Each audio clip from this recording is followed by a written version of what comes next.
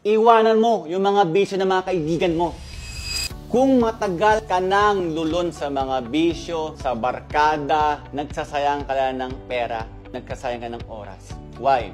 Sabi ng mentor ko, yung time nagsisimula na ako magnegosyo, kailangan ko talaga iwanan lahat ng mga bisyo ko, lahat ng mga bisyo ng mga barkada ko. Bakit? Kung gusto ko umasenso, dapat ang laman ng bibig ko, hindi na puro gimmick, hindi lang puro kalukuhan, hindi puro mga chismis, kundi puro pangarap na.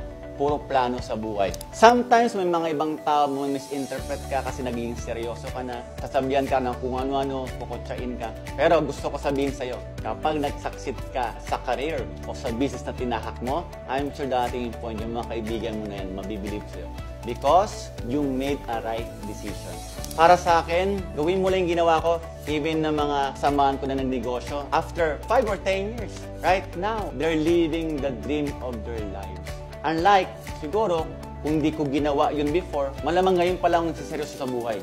Take this advice na nakuha ko sa mentor ko. Huwag mo gagawin yung ginagawa ng karamihan.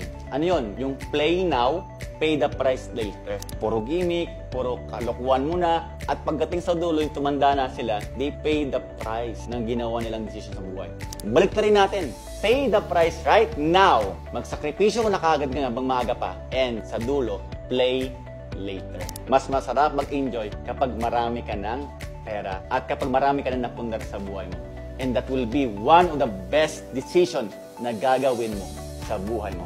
Kaya iwanan mo na yung mga bisyo ng mga kaibigan mo. God bless everyone.